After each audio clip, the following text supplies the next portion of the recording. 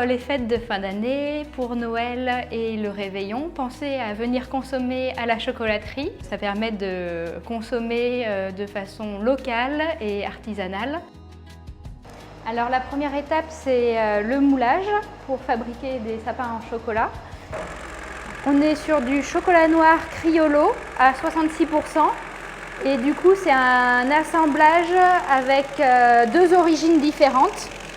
On a du chocolat noir qui vient de Madagascar et l'autre, c'est du chocolat noir qui vient du Venezuela. Et du coup, on fait un assemblage de ces deux origines afin d'avoir une régularité sur le chocolat tout au long de l'année.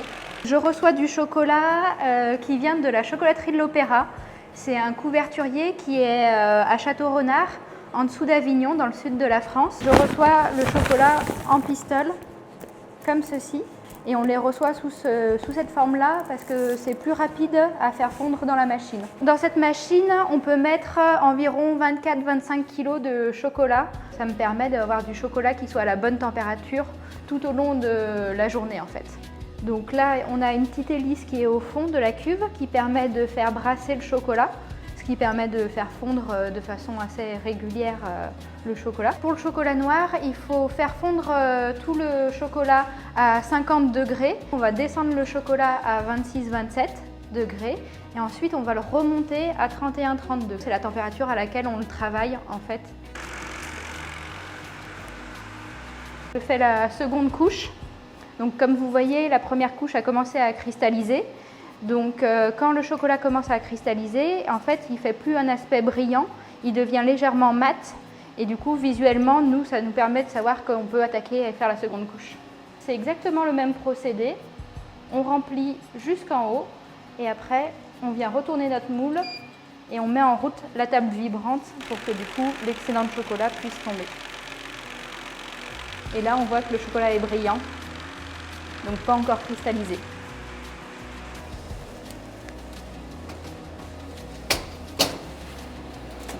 Et voilà, 20 minutes au frigo. Ensuite, on va mouler des petits cercles en chocolat pour faire les anneaux mendiants.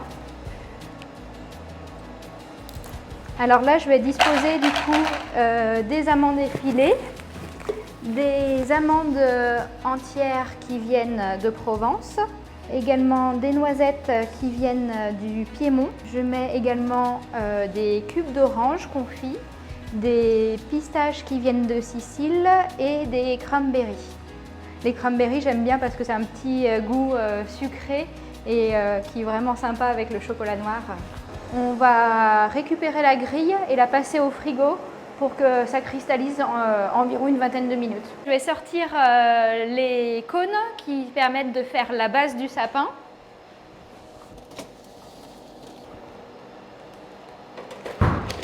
Le chocolat bien cristallisé et instant de vérité.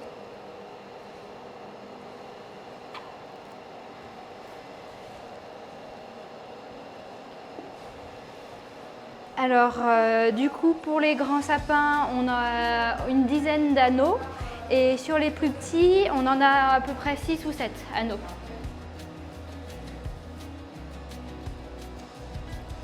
C'est la dernière étape du montage.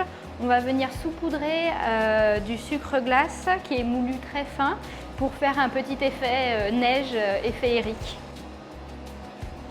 C'est la dernière étape. Donc parfois c'est un peu délicat parce que du coup il faut l'emballer et pour pouvoir le présenter ensuite en boutique. Je le pose bien au centre sur son socle, comme ça on le met dans un joli petit écrin pour qu'il arrive en entier chez vous. Et voici en boutique. Si cette vidéo vous a donné faim et que vous avez envie de venir déguster notre sapin de Noël, n'hésitez pas à passer en boutique pour nous retrouver pour les fêtes de fin d'année.